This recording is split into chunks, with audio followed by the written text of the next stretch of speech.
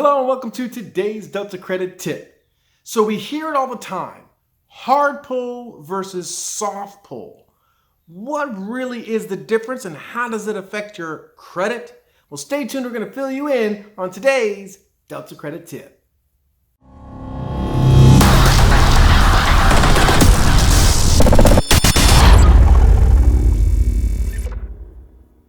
Hello and welcome back to today's Delta Credit Tip. I'm Michael Holmes of Delta Credit Restoration, bringing you yet more information to help you in your credit restoration process. Hopefully you'll find this information helpful. If so, give us that thumbs up. Don't forget to subscribe and hit the bell so that every week as we come out with new information to help you in your credit restoration process, you get it as we give it. All right. So today we are talking about hard pulls versus soft pulls.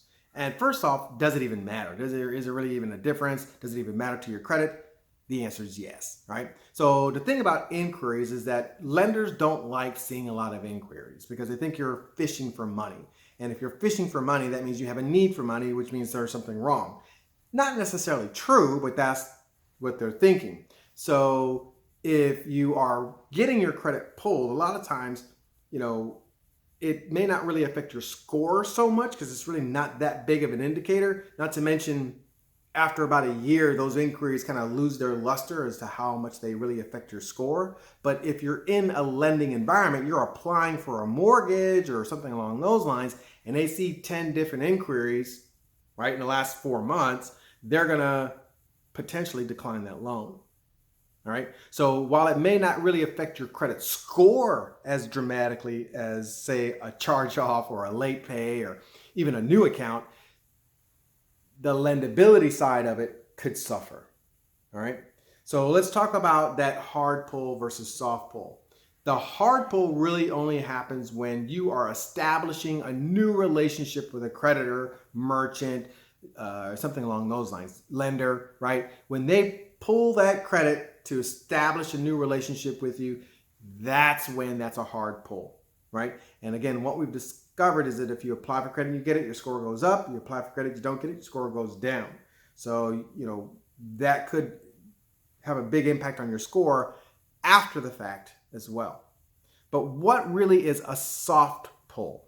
A soft pull is when one of three things happen. Either one, you're pulling your own credit, like through annualcreditreport.com, through Credit Karma, or something along those lines.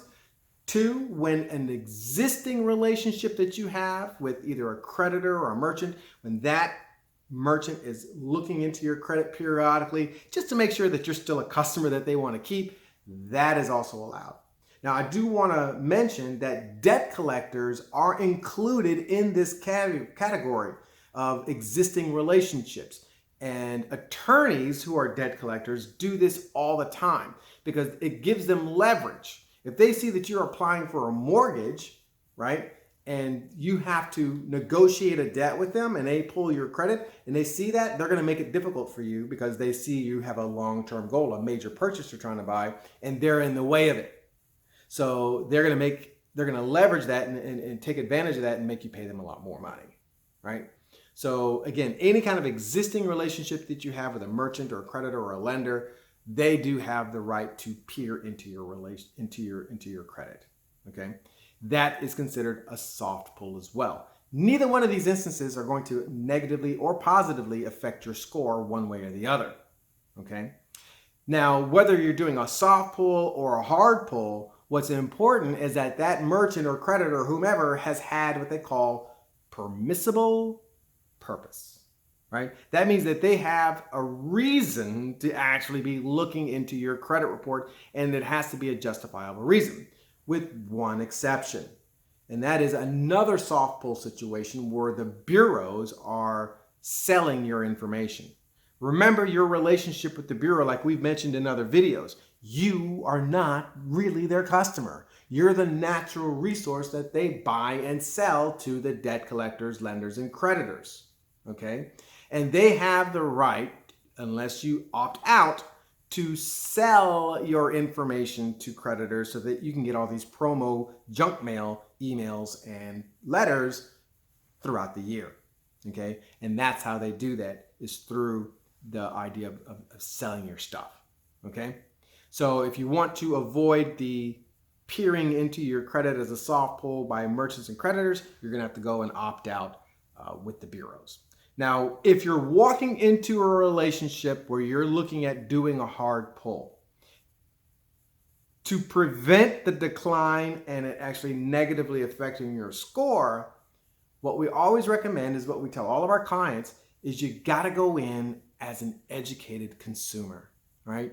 Know your numbers. Do your own soft pull your own credit, figure out what your credit score is, figure out your debt to income, your debt to credit, all these numbers that the banks look at to make you lendable, okay? And then when you get to the bank, ask them, what's your guidelines?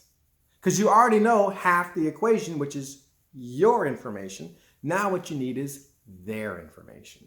And you can make an educated decision as to whether or not you want your credit pulled as a hard pull and get the result that you're looking for, right? We don't want to be pulling our credit if it's not really going to help us, right? So understand the difference between a soft pull and a hard pull. Hopefully this helped. If so, give us that thumbs up. Don't forget to subscribe and hit the bell. And use this information next time you go to your lender and let them know this is how you make a choice to make a change. Delta.